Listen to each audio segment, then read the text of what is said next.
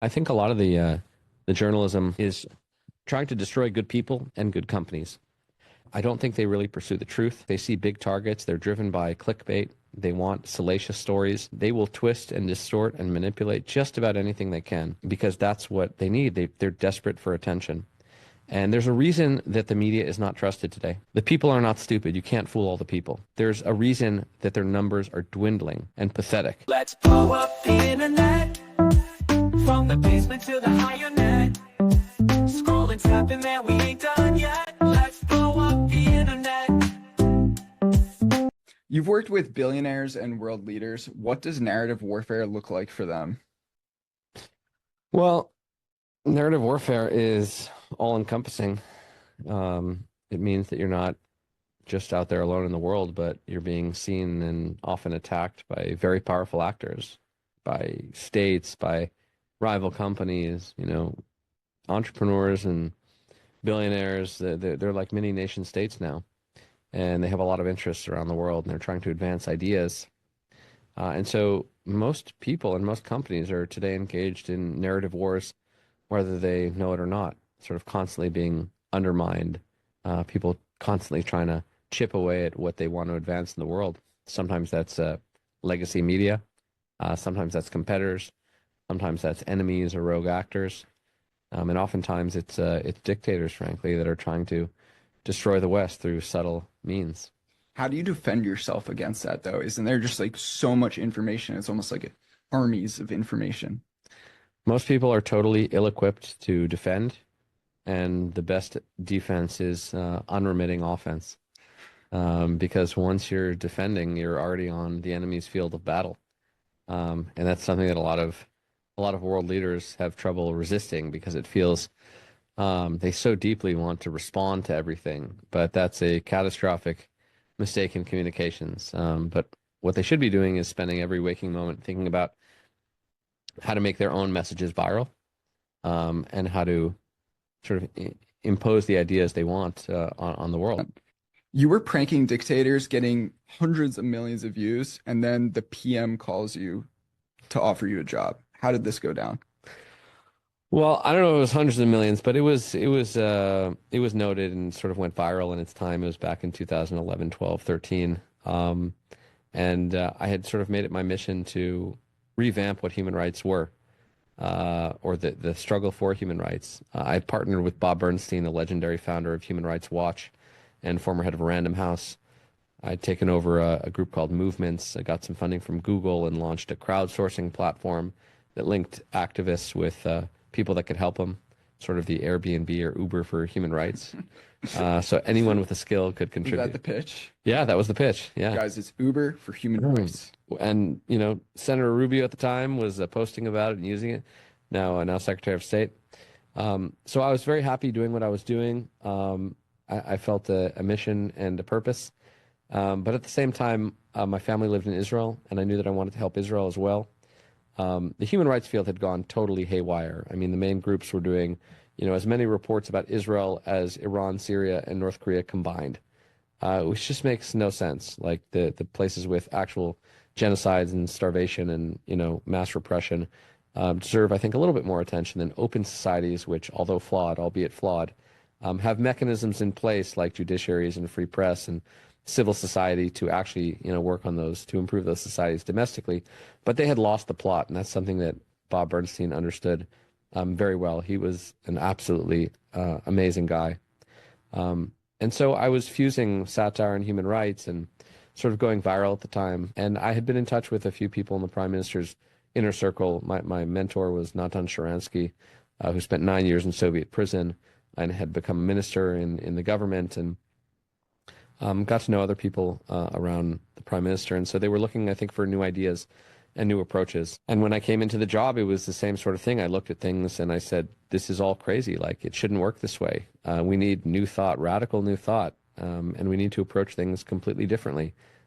We need to, look at this with fresh eyes. We need to spread our ideas to the entire world. We can't just rely on, putting out a press release that people don't care about because it's stodgy or old school or kind of lame and uninteresting. So how do we infuse new modern thinking into this old challenge of spreading the truth about Israel.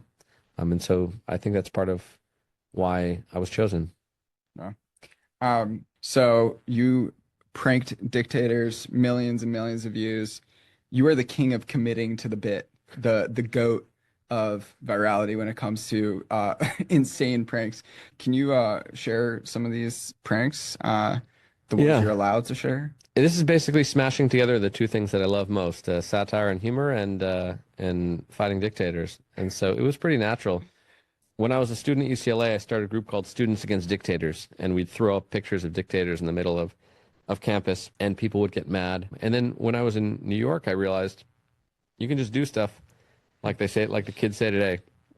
And it bothered me that the human rights industry was just doing the same old shit, putting out a press release that no one paid attention to. And I was like, we can do better. Well, I started the first annual Saudi Women's Grand Prix. A car is just for Saudi women. And it was just an idea, but then, major media outlets started covering it. And I went to the Saudi embassy, and some folks dressed in burqas, did a car race in front of the Saudi embassy with Barbies before women were allowed to drive. And then I, made videos in Arabic calling for women to drive in that issue, and I got thousands of death threats. And I just realized that, this line between satire and serious could be very powerful. There's nothing as powerful as a joke. My mentor, Natan Sharansky, used to sit across from his KGB captors and say, I am more free than you because I can laugh at a joke and you can't. And the former head of the CIA, James Woolsey, said, South Park was one of the most effective things against, North Korea, and we should be making fun of the dictators and the tyrants of the Middle East. And you see how these things spread very fast. And so I just kind of kept going with that theme. So I rented an ice cream truck when Zarif, the foreign minister of Iran, came to NYU to speak. And I celebrated 1,000 hangings in Iran. And I walked up to the now foreign minister, Arakji, and asked him what his favorite way to hang gay people was, and chased him around with balloons around. And there were NYU students, lined up, to the end of the block for free ice cream to celebrate. And then Saudi Arabia hosted a job fair at the Gaylord Hotel. So I figured, since it's the death penalty for being gay, I would throw a gay party at the Gaylord Hotel at the same time. And then I flew to Vienna to prank Iran's nuclear negotiators, and I announced a fake human rights accord reducing the rate of hangings from once every 2 hours to once every 2.5 hours. Huge progress, by the way. So Wendy Sherman, the chief negotiator, dropped her bag when I told her about this, and I went up to the Iranians and asked them who their favorite political prisoners were. And it caused a scene. It caused some virality. But I realized that these small things, were worth their weight in gold. I, had this idea to rename the streets in front of the embassies of dictatorships after political prisoners. So I did this, with China and Liu Xiaobo Plaza for their jailed Nobel Prize winner.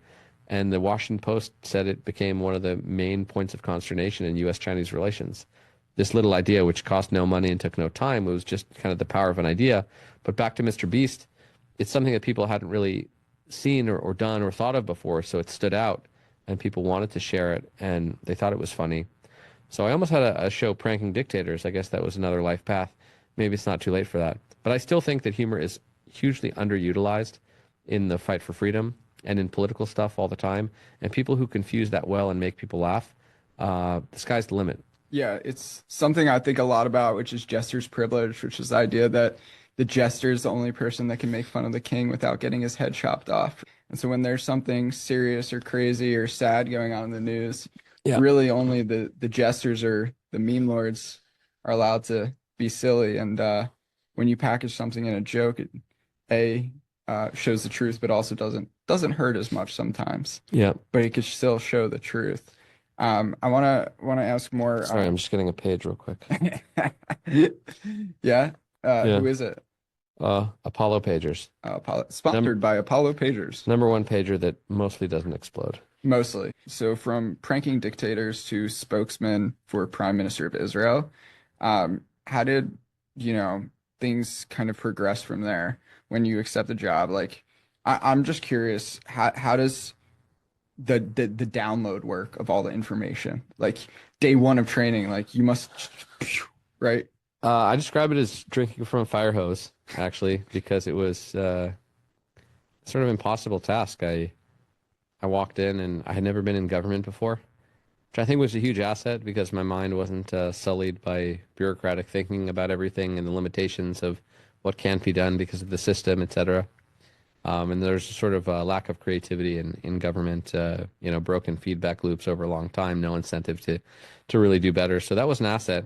But it was a world unto itself. It was really crazy. I mean, in the first few days, I was speaking, on behalf of the prime minister to the entire world, which required some knowledge of the policies, but there's not a book of policies that you just get and say, here's what to say on everything.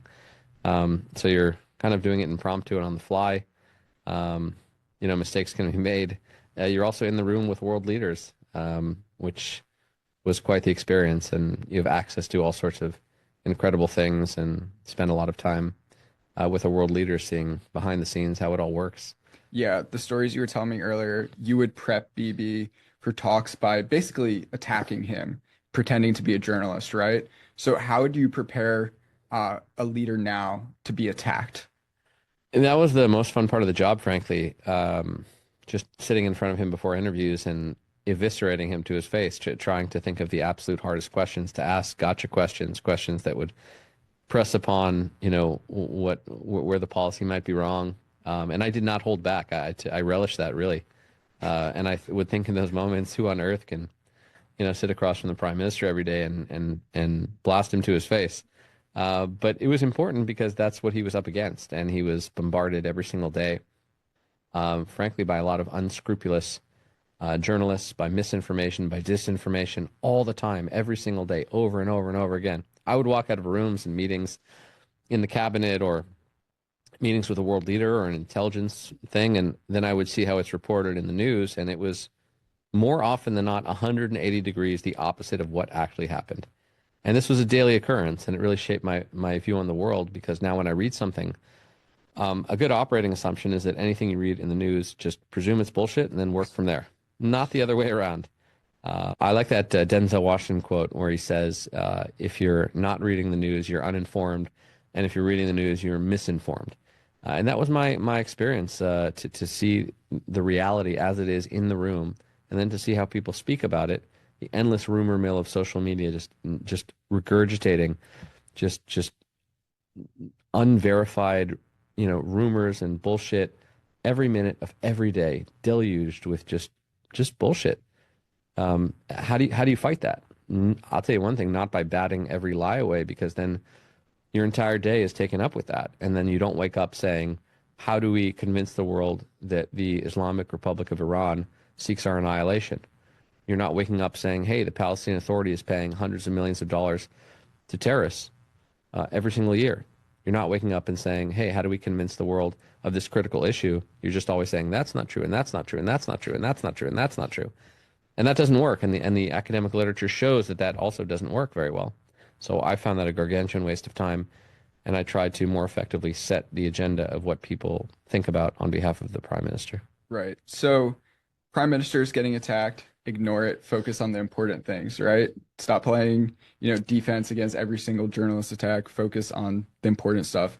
Would you say the same thing for a startup founder today is, they have their first hit piece written about them, right? I assume eventually I'm going to get a hit piece written about me, right? I've gotten attacked on the internet quite a bit. Yep. Eventually some journalist is going to write a hit piece. What would be your advice to my friends who are startup founders? What would your advice be from a PR communications perspective? Yeah, I think a lot of the journalism is trying to destroy good people and good companies, and they're so often lacking vital context. I don't think they really pursue the truth.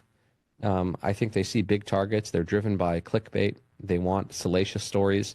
They will twist and distort and manipulate just about anything they can. Because that's what they need. They're desperate for attention. And there's a reason that the media is not trusted today. The people are not stupid. You can't fool all the people. There's a reason that their numbers are dwindling and pathetic. And they get a fraction of the views of what we got in the prime minister's office going direct to the people. So my advice to the founders, of which I speak to often, is very similar to my advice to the prime minister, which is to take offense, to go on the offense, not to be offended, but rather to go on offense, and to set the agenda of what you want people to think, and not to be sucked into that vortex of constant negation of claims. You will get those hit pieces. I've gotten those hit pieces. Lots of people I know have gotten those hit pieces. And rather than every single accusation dissecting, this isn't true and that's not true, and look at this and look at this, look at that doesn't work. That doesn't shape people's perceptions. What shapes people's perceptions is kind of instant associations with things. And there's so many important things to tell the world about companies, about states, about leaders. And you're fighting over that 30 seconds that someone is paying attention as they're scrolling through their feed. So you have to think about what works, not just what is right. And too many times I see people with really great ideas who don't have a clue about how information spreads and how people share and think about content that they see. And, you know, the influencers know how to do it. You want to go viral, study Mr. Beast. He's the GOAT. You know, how many policy wonks can channel Mr. Beast? Very few. So you may have the right policy, but you don't know how to convince the masses of that policy. And that's a gap. That's a huge gap. So you were saying something earlier when we were in the car talking about, you know, if somebody writes a hit piece, says you are disgusting, and you spend your entire day saying, I'm not disgusting, I'm not disgusting, I'm not disgusting, what are people going to remember? They're going to think, oh, it's probably pretty disgusting, right? Yeah. So when founders are getting attacked, hit piece, just keep posting through it, right? That's the only thing you could do is focus on the important stuff, focus on the mission. Every single day you have the opportunity to make something go viral. And so what founders should be waking up and thinking about is, how do I package my idea to the world such that hundreds of millions of people will desperately want to share it? And there's a methodology to that. There's a method to the madness. There are ways of doing it. We've sort of engineered hundreds of millions of views in the last few months even on viral campaigns. And I've done this with world leaders and with lots of interesting people. And it starts with starting with what works rather than starting with what feels right to say.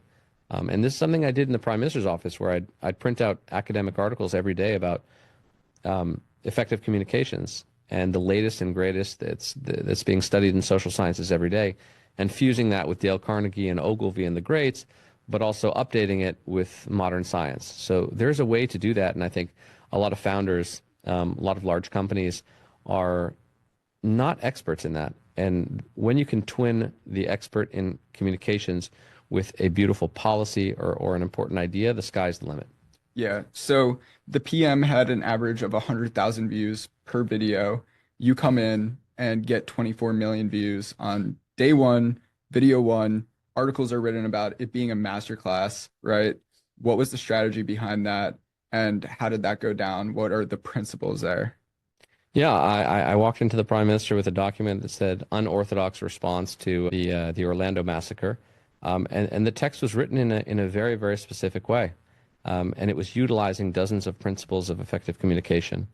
And we did this, in video after video, speech after speech, and suddenly the numbers, ballooned into the tens of millions. Everything that was said that worked had a shocking opening, right? Which now is sort of commonplace. You've got 3 seconds to hook someone in.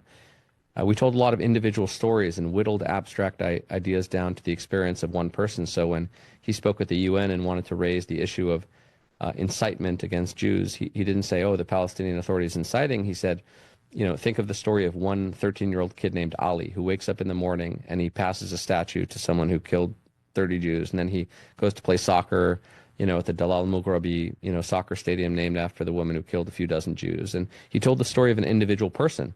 And we did that with Iranians that were suffering, or the judo champion that was forced to throw a match lest he face an Israeli opponent.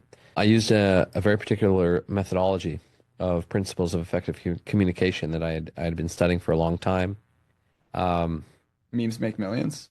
Memes make billions, not just millions. Well, I channeled some of the greats, the old greats, frankly, Dale Carnegie and Ogilvy. I was reading a lot of academic literature at the time, scientific papers about how information spreads and what people pay attention to. And I sort of developed my own methodology over these years that utilized dozens of principles of effective communications. And yeah, the first video got 24 million views in a day. The Prime Minister saw that. And, why are you going to chase after MSNBC with 50,000 viewers when you can reach tens of millions direct to the people?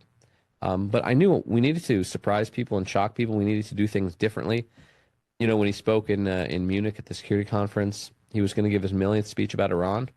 And I said, well, we just shot down an Iranian drone. You know, it'd be pretty dramatic if you held up the wing of that armed drone that we shot down. So he loved that idea when we smuggled this drone wing in, and he held it up in front of the world's defense ministers and asked the foreign minister of Iran, Mr. Zarif, do you recognize this? You should. It's yours. And that was on the front page of every single major newspaper in the world. So we found ways of engineering attention and focus to the issues that were vital to Israel. And we did it with Iran and Hezbollah and Hamas and all the critical issues, but it required a rethink of the communications sort of from the ground up, so that we weren't doing the same thing, just putting out press releases or giving statements, but rather infusing some humor and some satire and some fun into communications, because people need to be entertained today, because otherwise they just don't pay attention. And we're competing against everybody in the world, every issue, every celebrity, every war, every scandal. We were competing for the exact same attention of people. So we needed to do better than them. Yeah, there's a great book called Amusing Ourselves to Death by Neil Postman, Yep. written in the 1970s, talking about how with the 24-hour news cycle, right, our attention span is getting shorter and shorter, and now it's a 3-second news cycle. So when you're a startup founder, when you're a billionaire world leader, you're competing for attention constantly. It's not as simple as just because you're famous, people are going to pay attention, right? That's exactly right. Yeah. Why are terrorists so good at PR? How do they get so many views? And how can we learn from them? Well, I don't know if it's true, but I heard that you're advising ISIS now. Is that Yes, right? I'm an investor. Okay. Okay. My Seed reputation, stage? seed stage, my reputation is aligned with them. When they win, Yeah. I win. Yeah. You know? You're I put the I in ISIS. nice. Two Nice. I's. Nice. You're obviously very terrorist founder friendly. Yes, of course, dude. Of course. But seriously, why are terrorists so good at PR? They're killing it. That's a Literally. good question. Their videos are much better than Western. I think the West is ill-equipped to win the narrative war, frankly. And in many ways, we're less sophisticated than our enemies. And that's true of China and Russia and Iran and even ISIS. You look at their videos and they're compelling, and they're, in a terrible way, obviously. They're pure evil, inveterate evil. But they do a good job at social media and videos. It's kind of a curious thing. I guess they get the sort of primal instinct of people to, obviously it's very macabre, and looking at death, etc. But it's a good question. Maybe we need to think about that more. Yeah, I think there's something to learn from everybody. Even Hitler, he had a good mustache, Do you think I have enough riz to bring back the Hitler mustache? I'm skeptical. You can That's try. what my wife said. You can try, but There needs to be some Jewish boy with enough riz, brings back. He ruined it for everyone, David. It's kind of BS. I mean, imagine if he had just had a full beard, and from 1945, no one was allowed to wear a full beard. It would bullshit. Yeah, that'd be a tough pill for me to swallow. Yeah. Good point. Very good point. Thank you. It's People probably rarely say that to you. very rarely, especially when I'm talking about Hitler mustaches. Every time I bring this up to my wife Erica, she says no. Yeah. So I haven't grown it yet, but hopefully soon. But speaking of Hitler mustaches, let's talk about what everybody seems to call Donald Trump Hitler, right? You made the MAGA hat of Israel, right? I'm connecting the dots a little, but let's talk total victory. Why did that campaign go so viral? Why did the hat blow up? Why did the first time I met you, my wife just recognized the hat, right? Why did that stand out? Well, that motto was an obsession of mine for a few decades, because I looked at Hamas and I said, this is crazy. They're calling for literal genocide of all Jews. They're building up right on Israel's border. They mean what they say. I speak Arabic, so I was listening to them in Arabic every single day. And they were saying, we're going to kill you all. We're going to kill you all. And I was like, these people cannot be allowed to rule 50 feet from Israel. And they tried to infiltrate, and they launched a bunch of wars, and they blew up a bunch of buses, and they threw rockets at terrified Israeli civilians. So I was calling for total victory over Hamas for decades. So much so that at my bachelor party, my friends made a hat in 2017 and said total victory. And they're like, you won't shut up about this total victory thing. And I was dismissed by a lot of people, particularly in the security establishment and generals and such, who told me I didn't understand and it wouldn't be a good idea, et cetera, et cetera. And we were protected. And it was a huge, huge, huge mistake on their part. So after October 7th, when 1,200 Israelis were slaughtered in a single day in the worst terror attack, since the Holocaust against Jews, I immediately said, we need to pursue total victory. We cannot stop and have a ceasefire after 4 months and leave Hamas in power. That is insanity. And so I realized that this was a narrative war, that there were going to be people who would say immediately, let's not go all the way. It's not worth the price. Let's stop. Let's do what we did last time. We can't do it. We can't win. And I just immediately thought that that's absolute nonsense.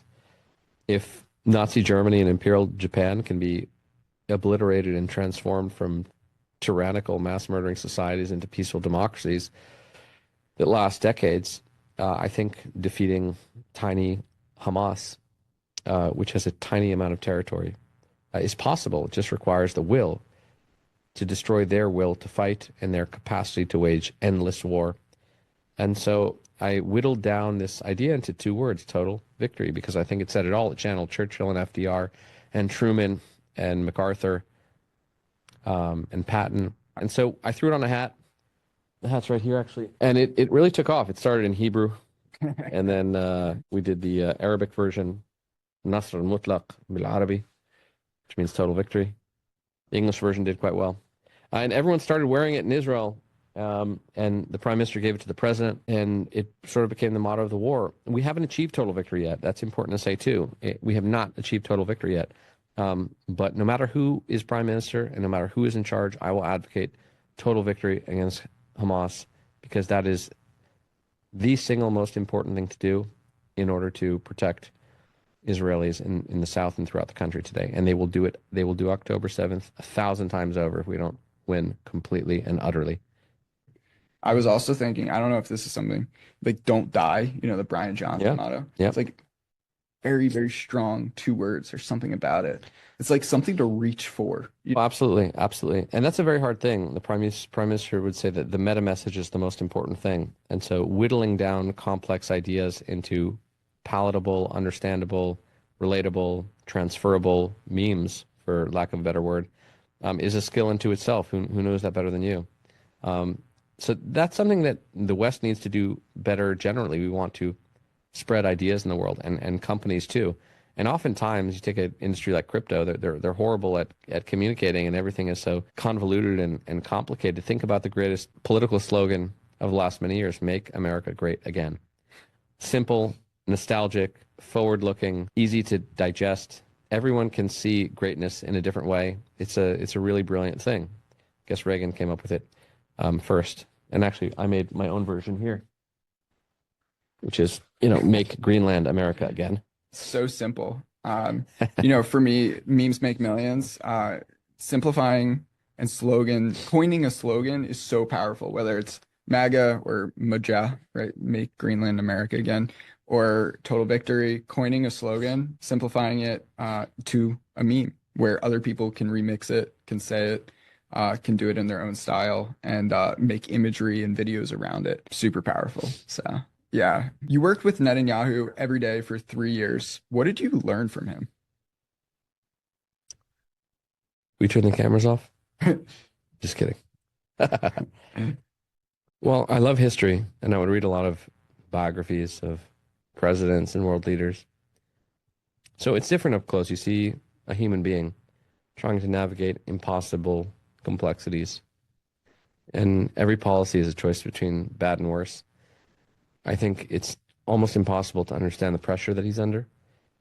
1,000 things a day coming, endless crises, one after the other, happening at the exact same moment. International crises and domestic and political and security. So how does a person navigate all that? You have to be brilliant, and you have to have great memory. And it's just hard, but it's also endlessly fascinating. It's a high like nothing else. I'll give you an example of one random day. I woke up at, I forget what time, but my phone was blowing up because there had been an Al Jazeera sting operation that had uncovered a low-level Israeli advisor in London who was talking about toppling the deputy foreign secretary of England. And this was a huge scandal, and everyone's asking me, is this true? Is it Israeli policy, et cetera, et cetera? And in pretty much an hour after that, supposed transcripts of tapes that were exposed between the prime minister and his arch rival on a sensitive topic. And then an hour after that, in a government meeting, the government almost fell over a religion and state issue, and ministers are screaming at each other. And then in walks the military secretary about an hour into that meeting and says, there's just been a huge terror attack in Jerusalem. So we go to the site of the terror attack, and the engine is still on of the engine that mowed over a bunch of Israelis, and there's blood still on the truck. And something like an hour after that, the former president of Iran, Rafsanjani, dies, sparking potential revolution in Iran. So if you're in my position, let alone the prime minister's, and you have to deal with all these things in a few hours, and they're all completely different, and you didn't expect them that morning, and you have to be informed, and you have to decide what to say, and you have to decide whether it'll help or hurt. You don't have all the facts. Everyone's looking at everything you're doing every minute of every day, a pressure cooker, and people are pulling you in different directions. And the economic guy sees this version of it, and the foreign policy guy wants that, and the domestic people are thinking about the base, and the security people. It's a sort of silo problem where everyone only sees it through their own lens. And so the prime minister has to triangulate between so many different interests of so many different parties under so much pressure every single day. And it's sort of insane. It's insane. It reminds me, there's a Marcus Aurelius quote where it's something like, every day I wake up and I expect to be attacked by idiots. I think of somebody like Palmer Luckey, right? You know, brilliant billionaire founder. Every day he's attacked by some random hit piece or journalist. And a lot of founders are just attacked, right? It's a nice kind of stoic saying of like, if you're making content online, expect to be attacked by idiots. Yeah, and people who don't know what's happening. They weren't in the room. They weren't there. They didn't partake in that discussion. I heard you know what happened with the pagers. I do know a lot about what happened with the pagers. And I was privy to a lot of things in government. I was tasked by the prime minister with exposing Iran's secret atomic archive that we stole from Tehran, and it's a heavy responsibility to sit and look at this material. We exposed 1% of it because it was literally plans of how to make a nuclear weapon, so you can't just put that online and give it to everybody. Like, you have to expect that. It happens every day, and people with agendas and people who are ill-informed and people who want to take you down for a variety of reasons will do anything to do it. And so, you know, brilliant founders like Palmer Luckey, they're basically world leaders, and there's a tremendously sophisticated apparatus that are fighting these people, and it's often enemy states who really don't want America to win. And they have a lot of money, and they can seed rumors, and they can spread information, and they can, use bot farms, and they can pay people off, and they can bribe people, and they are unscrupulous in the extreme. They have no democratic constraints that Western democracies would never do in a million years, and say, we can't do that, that's immoral, or that's not right. And so they're sort of faced with all of that, the clamor of the ill-informed masses against it, and agendas of people who, large defense companies that don't want the nimble guy who has a better business model to win, and China, America's main geopolitical foe, saying we want to, scuttle everything that this guy does because he's equipping America with the defenses to win a war in the future. So, how do you fight that? I think the first thing it requires is a sophisticated approach to understanding what's happening. And this is part of what our company is trying to do, is observe what's happening, give optionality for responses that are persuasive and compelling, distribute those ideas in effective and innovative ways, and see this as a sort of from 30,000-foot view of an actual narrative war. It's not just pot shots that happen here and there. And I saw this from the inside. There are serious efforts afoot to undermine everything that America, Israel, the West holds dear. And if we don't get our shit together and realize what's happening, we will lose that war. And I'm really afraid of that. And I think I see imprints of it every day on campuses that are, Iranian-funded campus protests, which is insane. And we see disinformation and misinformation spreading at the speed of light by motivated enemies against our democracies. So we are going to a graveyard in about an hour to mourn the loss of our former friend. Yeah, it's very sad. Legacy Media. So why are we hosting a funeral for Legacy Media? Well, because it's passed away.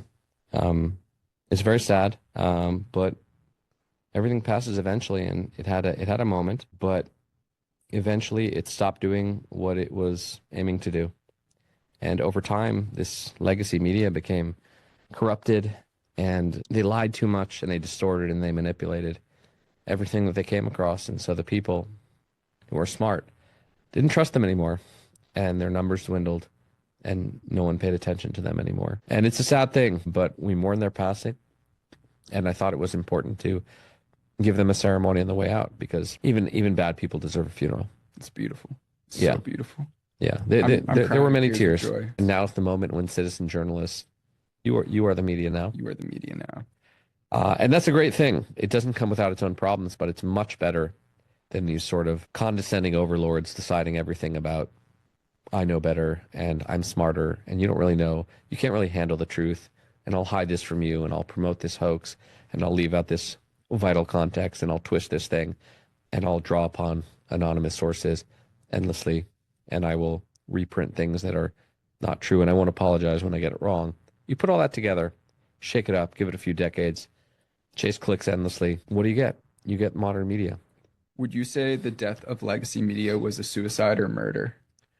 That's a great question. I think it feels more like a suicide because they had a choice. And of course, there were some bright lights. There were a few people that were trying to hold the fort down, but it just didn't work anymore. And that's why they're irrelevant. And that's why nobody reads them. And that's why you have platforms like X that are, you have brilliant people from around the world who didn't go to journalism school, who don't sit around at cocktail parties, bad-mouthing average people about how stupid they are. And look, I dealt with these people. I was the point person for the prime minister for all the world's media. So these were daily interactions that I had and just insane stories, one after the other, of things that were just not true or totally twisted, published everywhere all the time. So their time has passed and we're saying goodbye and we're doing it with grace and honor. And, in the arms of the angels will probably play in the background. You can send flowers to your favorite legacy media outlet to honor their memory on their way out. I think that's a touching thing. It's quite beautiful. It's really kind of you to host funeral for legacy media. It's my pleasure. Yeah, it's beautiful. So beautiful. Might cry. Now that legacy media is dead, what are PR agencies' place? Because PR agencies, most of what they do is just pitching journalists. Yeah. Do you think there's still a place for them, or is it more crazy stunts, narrative warfare? I think that anything traditional is bound not to reach stratospheric virality. That if you're pitching a journalist on a story, but so is everyone else, and you get a story and it's read by a small number of people, that's not the way to change minds at scale. What does that are radical ideas, things that people have never seen before. And they've seen an article about a company, they've seen a puff piece about this, and they've seen the, Forbes 30 under 30 thing. How do you radically stand out in today's world? How do you show up in places that people don't expect? How do you formulate your ideas in visual, compelling, shocking, funny, interesting ways that people see that and say, that should be the goal. Their mouths should be agape and say, I've never seen something like that in my life. I need to share this immediately with my friends and family. That's a high bar for a SaaS company. But it's possible. You look at, Dollar Shave Club or Purple Mattress or people that are getting hundreds of millions of views on certain things. And then other people are just they're not present. And what bothered me was that a lot of people that I would speak with or that would approach me have world-changing ideas or products, and they're just reaching a fraction of the people that they could because they tend not to think this way. And they're totally different skills. Being a brilliant founder or being a brilliant thinker or engineer generally has nothing to do with the expertise of how to get attention for that cause. And so you try to fuse those things, and you try to fuse those things with modern technologies and an awareness of what's happening in the world today, which is that everybody is a megaphone. You're competing against everybody. It's really tough out there. Short form stuff is, the lingua franca of today. Billions of people are on TikTok. So how do you fight the modern war? And what tools do you have? And what tools are you building, frankly? Where's the puck going? Not just where's the puck today, but in 5 years, what will it look like when LLMs are infused in everything? They already basically are. when AI is indistinguishable from human created stuff, it basically is anyways, when agents are doing so much of the work instead of humans, well, what does it look like to win a narrative war? And it's just it's a endlessly complex and fascinating question, but that's what I think about most of the day. I don't know if I told you this. I met Palmer Luckey and I said we need to seize the means of production, right? So mimetic warfare, narrative warfare for billionaires, for, big companies. How does that usually go down? Is there an operating system or, how do they fight these information wars? In my experience, they fight it a bit ad hoc and old school generally. That's something, my company's trying to change and thinking through what that looks like, a sort of operating system for narrative warfare, because these things are becoming so complex and multifaceted. There's not really a good solution if you're constantly attacked by everyone and you have a lot of balls in the air. Think about, Elon Musk and all the change he's trying to do and the number of people that are attacking him daily and his companies and states that don't want him to win and rivals. It's a lot. And so, we're trying to equip people with a better understanding of what's out there, help them create the content that will actually work instead of just saying, this isn't true, that's not true, but actually a sophisticated machinery to help people better spread their ideas around the world. And that's an ever-changing thing. The algorithms are changing, the players are changing, the platforms of distribution are changing. And so it's a sort of ever-evolving thing, but a very complex actual war that's happening. So you helped the prime minister get hundreds of millions of views. Your pranks of dictators also hundreds of millions of views.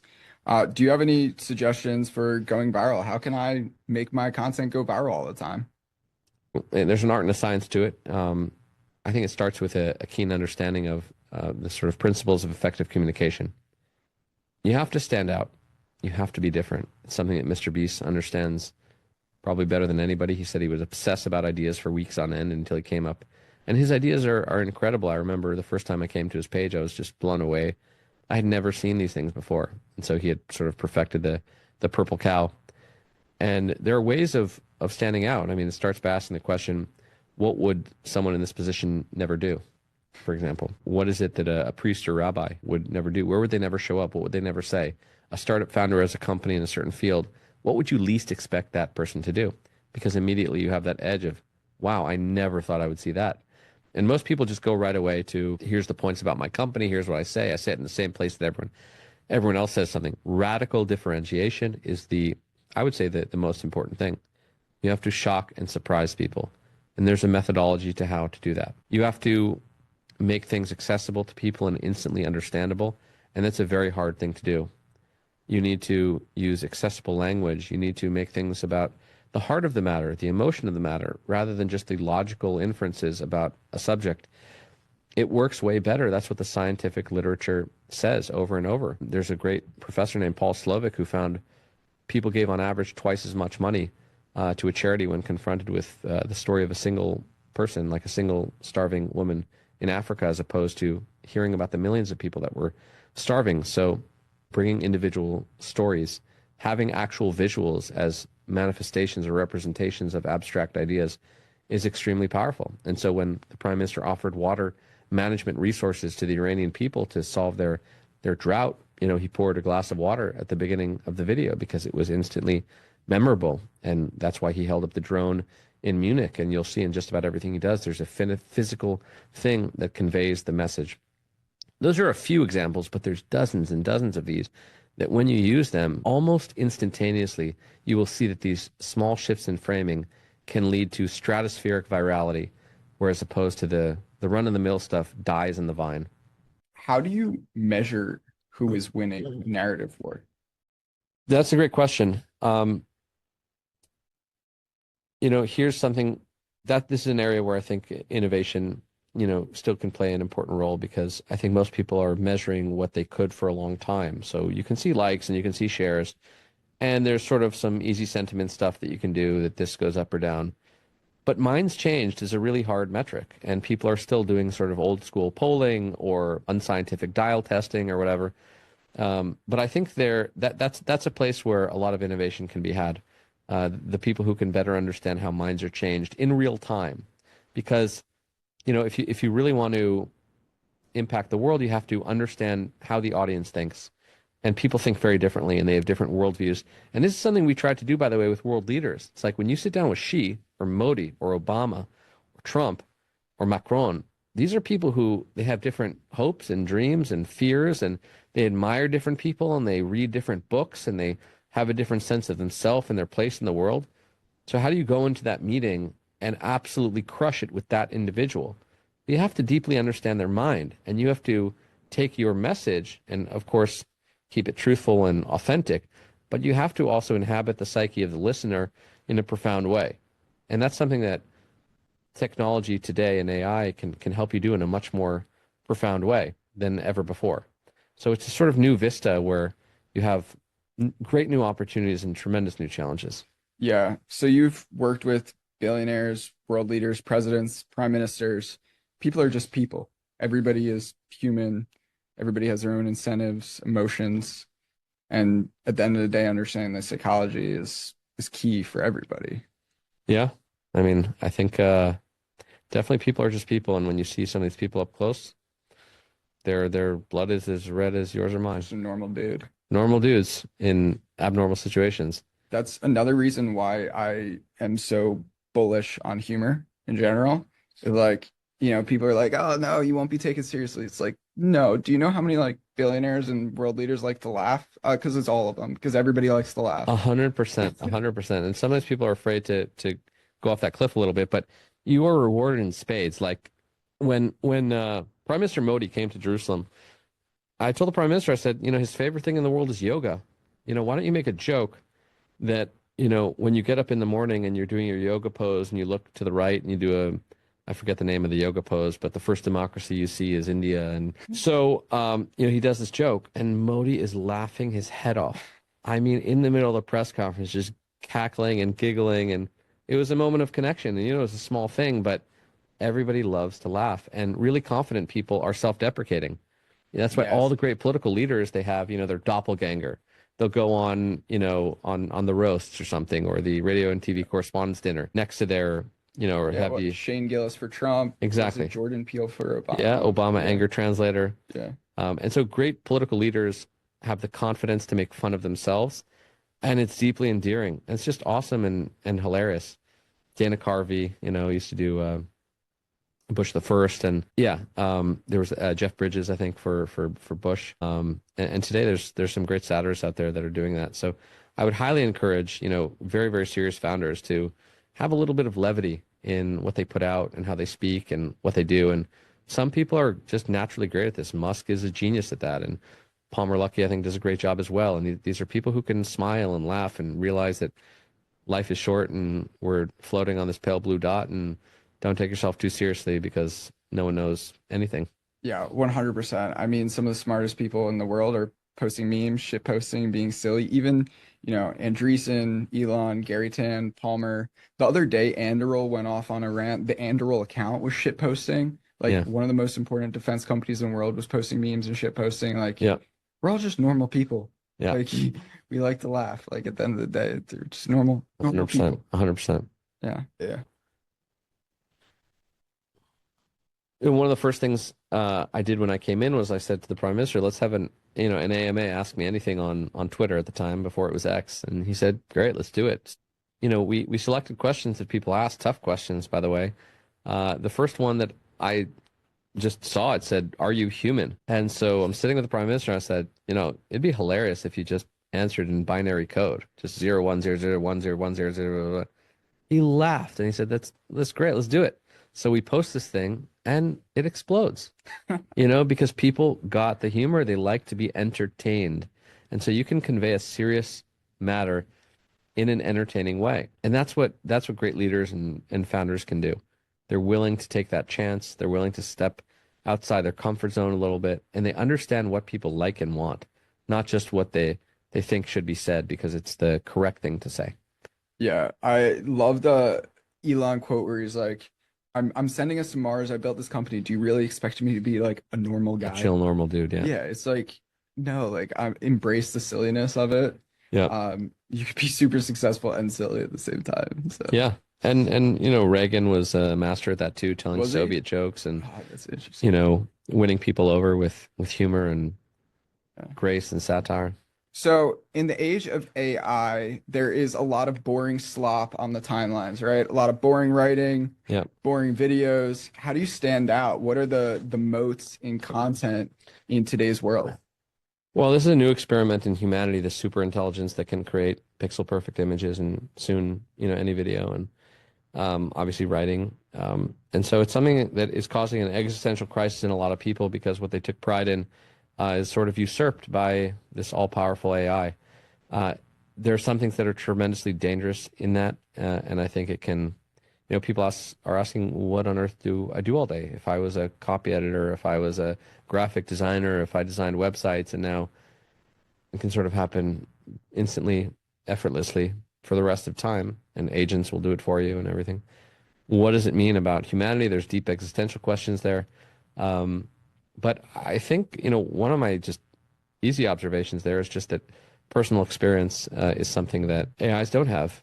They can write anything now about anything, but OpenAI, ChatGPT was not in the room with, Iran's secret atomic archive like I was.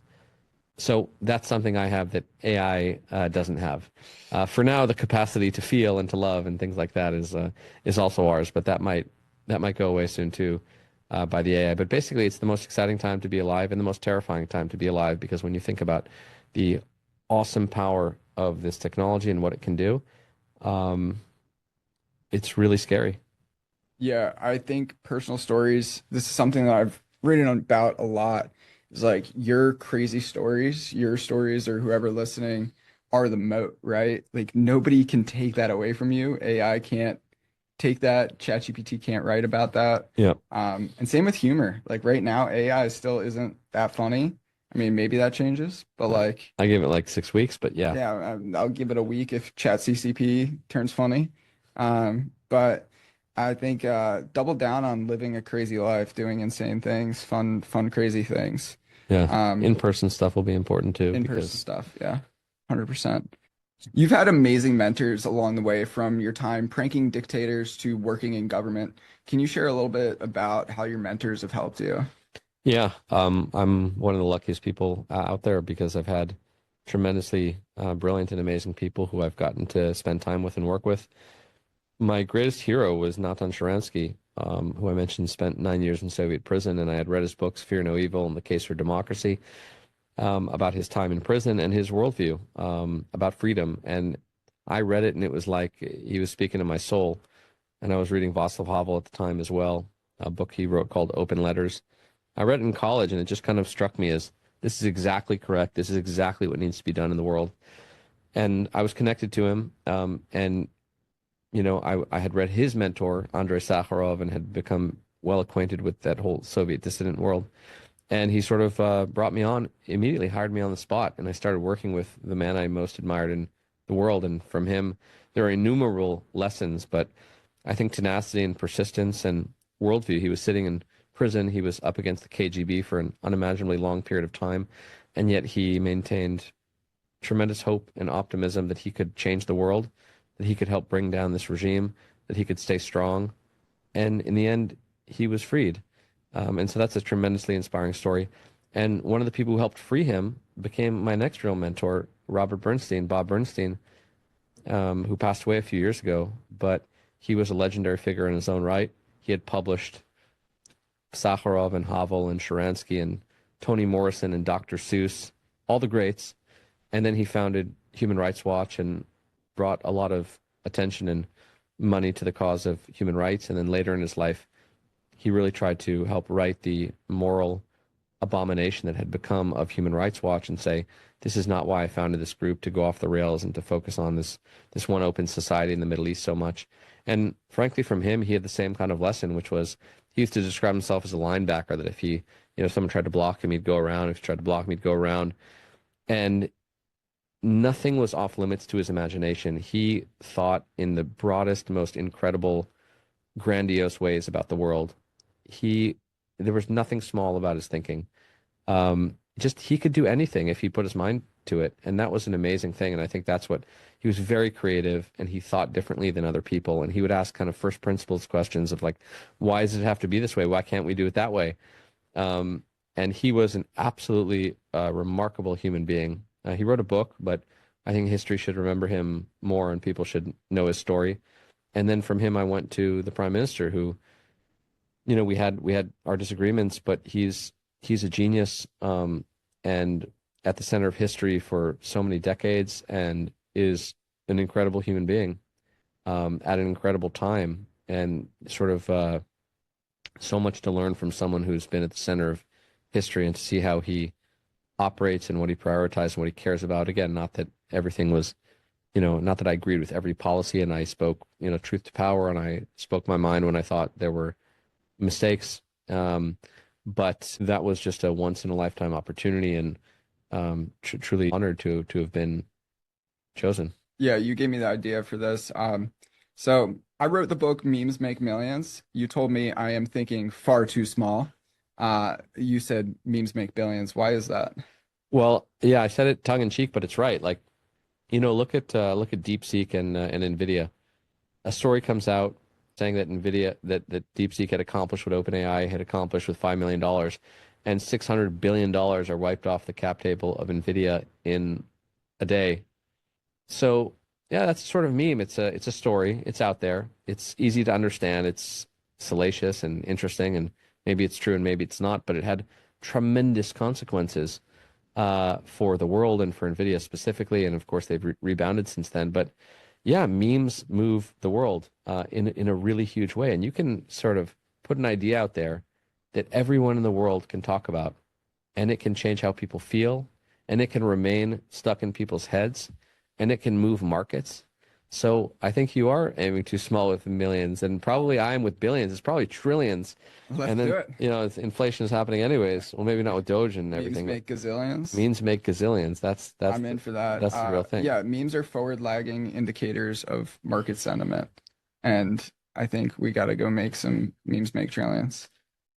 Yeah, and what happens when the AIs are in charge of the memes and their memes hit harder than yours and Dude, they're never taking over they me. bang harder? Nah, it's never happened. Never happened. That's everybody says the AI can't do what I can do as well. And I'm sitting here saying It ain't happening. They don't have enough mental illness. They need some like really screwed up AI. no, I think they take all of humanity's mental illness and can magnify it. It's just maybe it's pretending. Maybe they need some sleep deprivation.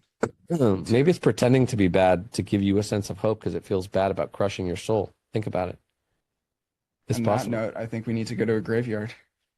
I need to put on a dark tie and get into a somber mood. Rest in peace, Legacy Media. Well, thanks for doing this. And Nice. That was good. oh, Oh yeah. All right. Sweet.